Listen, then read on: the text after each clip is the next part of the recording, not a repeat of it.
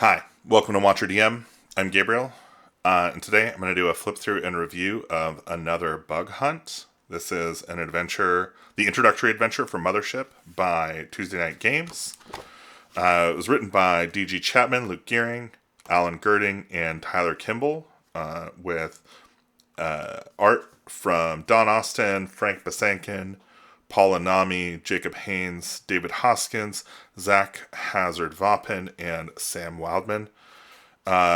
It's an awesome adventure. I'm just going to get that right out of the way, rip the Band-Aid off. Absolutely worth picking up, even if you don't intend to run it. I think the advice found in this adventure is good for any new DM who is interested in running any RPG. But for this specific RPG, we're just going to walk through what's in this module. The first thing I want to bring out is that the content warnings here for arachnophobia, body horror, mind control, violence, and claustrophobia, they're well expressed. You should absolutely talk about this with your players before you run the adventure. It tells you how long it will take to run. It runs in about 3 to 6 hours for each scenario. There are 4 interconnected scenarios in the adventure. And this Warden Education System, or WES icon, you're going to find throughout the adventure, and those are the points where it's trying to give you advice on how to run this adventure, but really any adventure. Yeah. The inside cover here has the SAMHSA 6 mission organization chart. This is a player handout that they can find at some point in the adventure. And the inside cover here is actually the ending of the adventure, I think. And then on the back, you've got the Carcinid traits D100 table. Very nice to have. Right here, you've got the timeline of events. This is really nicely organized into what the players know and what they don't know. And then organized from 10 years ago, 1 year ago, 9 months ago, 6 months ago, 3 months ago, 6 weeks ago, and 1 hour ago. So very, very in-depth timeline, but concise. It's written very concisely. In fact, I would say this adventure has that characteristic a lot. It is very much trying to respect your time. What's going on, the module overview, this page breaks down the kind of setup for the entire module. So these are the locations, kind of mini-map. Start at the landing zone, there's the Greta base colony, then you've got the Heron terraforming station, and the Mothership, with page pointers for each of these throughout the book here. And there's paths defined and travel distances for those paths, whether you're in an APC or you're on foot. Very, very useful information, very well described. Radio communications don't work on SAMHSA 6. Anyone who tries risks infection via the shriek, which is described here. The Carcinid, this is it is believed to be an indigenous arthropod population on the planet of SAMHSA 6. They are not, in fact, indigenous, as the party will find out. By the way, spoilers for this. It's a flip-through review, so I assume you know that they're spoilers, but they're spoilers for this. Carcinids are extremely difficult to kill. They have a fiber weave shell, and they have a shriek, which is how they reproduce. And so this can cause people to become infected by the shriek. If they are infected by the shriek, there are the different stages of that infection, ultimately with a fully grown carc erupting from the victim's neck, chest, or abdomen. Very, very gross, very, very cool. And the fact that you can kind of expose the players to these infection states over time throughout the game really builds up the tension and makes this wild. Also, it talks about the cure. There isn't one, but maybe they can get one. The distress signal section is kind of a before you go in section where the party is kind of mission briefed on what they're going to be doing. Moss is the worst manager you've ever had. Completely unconcerned with the lives of the crew, only cares about the retrieval of the logic core. The more annoying you make him, the better. So yeah, just figure out the worst boss you've ever had and play him when interacting with the party initially. But this is the guy on the ship. This is the corpo on the ship who is going to send them down to potentially their deaths. All to get a logic core from the synthetic scientist officer who's down there.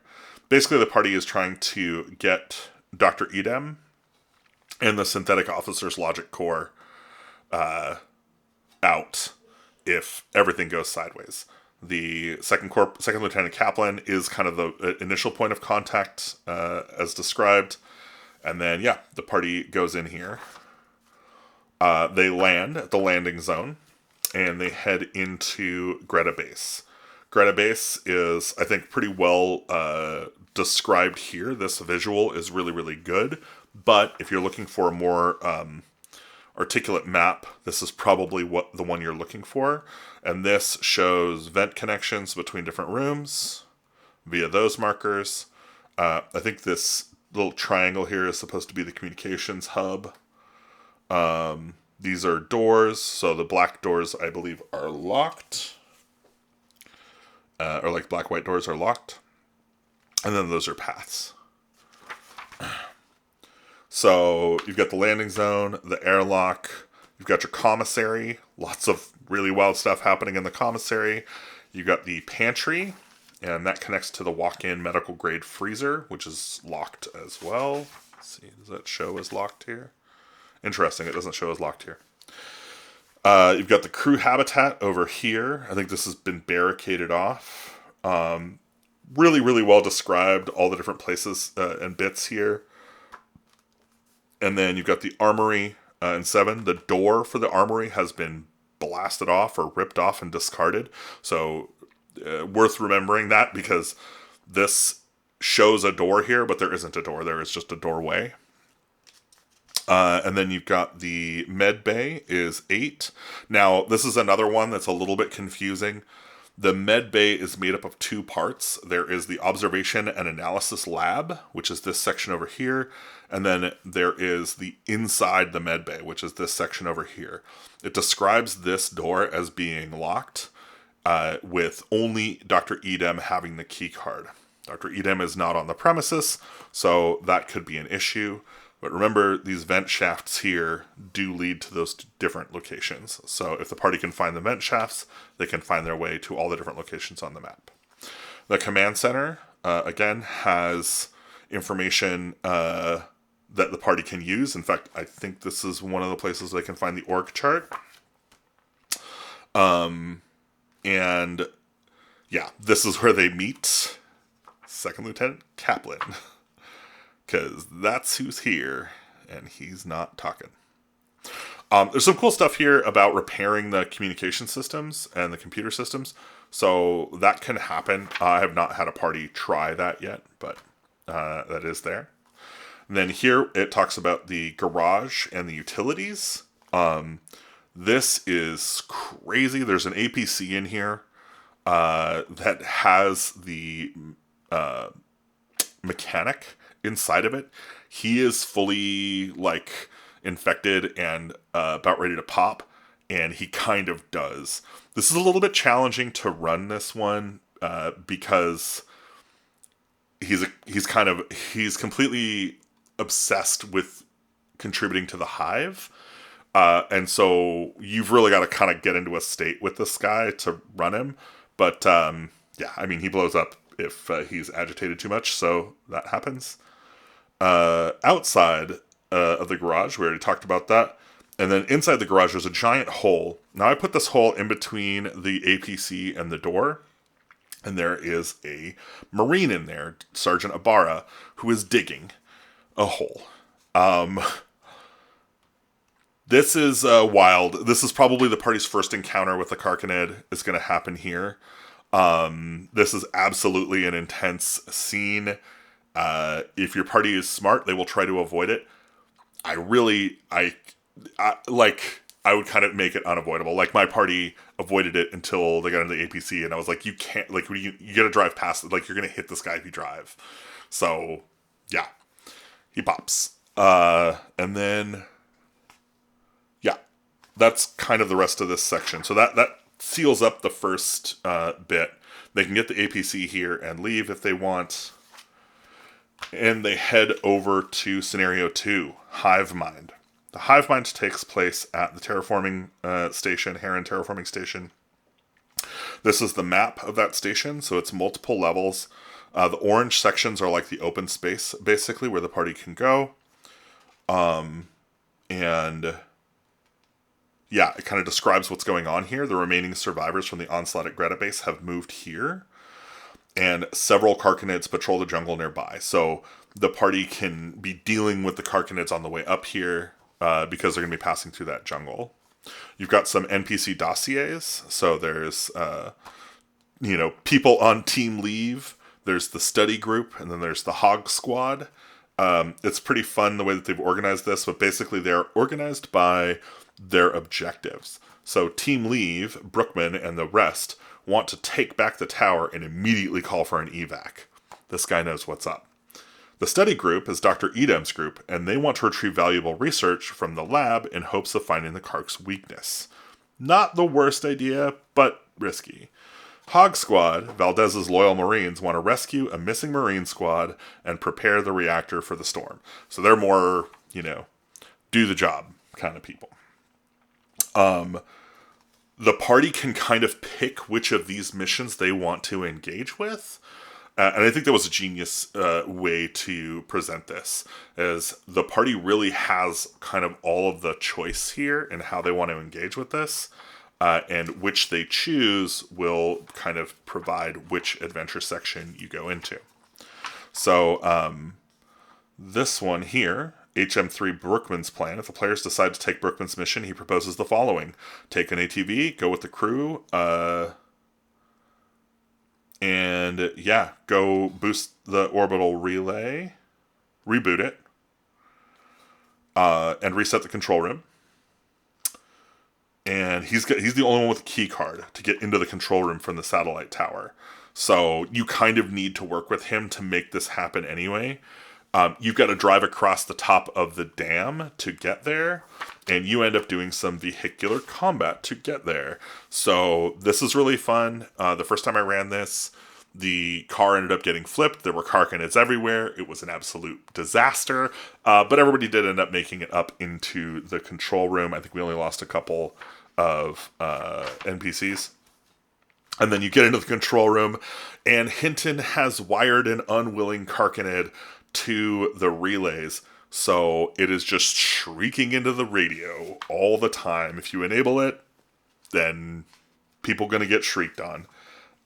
It's pretty awesome. Nice little mini maps here describing the tower, the lift, the control room, the orbital relay, how to repair it.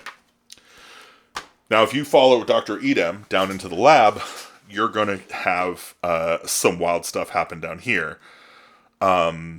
There is information here about the Carcinids and their weakness, but this place is also has Ziegler in it, and he is a Carcinid, so he is infested and is going to pop. Great concise layout here, though. Like, this is the lab map. Everything you need for the lab is on this spread. Amazing. And then, if you get this sorted out, they can analyze their research, and you can actually coat your weapons in a thing that will affect the Carcinids more. So it'll hurt them more. Your weapons become enhanced. And then the other scenario is the reactor. So Sergeant Valdez's plan is to engage the station's upriver pumping system and to avoid shutdown, so prevent the system from shutting down. An automated safety shutdown is imminent due to the excessive flooding, and only manual intervention can stop it. So this happens here in the hydroreactor. Objective 2 is to rescue Hinton, Dr. Jensen, and the MIA members of Siege Squad. Infiltrate the lower levels of the station by fast roping down the chimney. So there's a chimney stack on the reactor. And that's described here. Down the chimney stack, there are Kark cocoons against the walls. This is a super evocative moment. If you get a chance to really just run your party into a Kark cocoon, like, that hasn't popped yet. Creepy as hell. So gross. And newborn Karks will pop out of them and start messing things up. You've got the spillways. There's radiation concerns here, which is actually super interesting because, like, radiation is kind of one of those horrors that, like, you don't see it. You might feel tingling. Yeah, weird taste in my mouth. Like, it's just one of those things. You can really play up the different senses with regards to this. So, yeah, you've got the spillway here, the stairs into the hydro reactor. I think there's a Carcinid swimming around in this water. And then there is a tunnel under the water that the party can get to. If they can get down there, that drainage tunnel leads on to the next section. And this is the mothership. This is where Hinton is. There's a couple of different ways to enter the mothership, and the party's going to need to figure out which one to approach. None of them are any better, really, than the other. They're all pretty terrible. But, yeah, they're going to want to get in there. Once they get inside, you've got this kind of map here. So the way that this works is all the orange locations are described on this page. So you've got these two different sections here, and then this is the third. So these three spreads break up the whole place. There's the spherical chamber. You've got the foggy canyon, which is, imagine a canyon inside of a ship. There is the drainage tunnel. So this is the place where it connects to that reactor. Cylindrical chamber is A4 here. In A5, you've got the small cavity. That's that right there. I have a drawing of this that I did because this was so creepy and weird. And then D is the court. Now you'll notice that D appears on all these maps because that's kind of the outcome, like that's where you're going. So this is really showing the route. In Route B, you've got the dim corridor, the armory, the narrow walkway, and the pit. This is also a super weird, creepy place with this kind of cool, like locking mechanism that the party will need to. It's like a puzzle the party needs to solve to kind of open the airlocks. It's like a triple airlock here. And now, mind you, this is all Carcinid design tech, so like making it alien is really, really good. And then this is Route C. This is kind of in through the dorsal fin of the ship. There's a coral passage. You got the cavernous membrane. There's a round tunnel. A raw cavity is C4 here. And then you've got the ramp leading up into the court.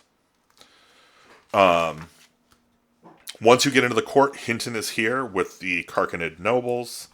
And he's got a retinue here. This is a wild encounter. This thing is crawling with Carcinids. The art is so evocative and beautiful. I love the colors. And then in the end here, you can end up getting back onto the Metamorphosis. So if you are able to get an evacuation onto the Metamorphosis, this is how you can leave. There may well be an alien ship coming out to meet you. This is actually where my first playthrough ended. With a party member failing their panic check, going to jump before they were safe to, and basically shredding the ship in an amazing light display. And that is the adventure. Again, really, really well done. This is a masterclass on how to write an RPG adventure. Just, it's how it's done. Pick it up if you can. Tuesday Night Games. The links will all be down in the doobly-doo, and I hope you get a chance to do this. If you like these flip-through and reviews, please give us a like and subscribe or whatever. Tell your friends. Make your dog watch it. Put it on in the background while you go for work or whatever. Thank you. Bye-bye.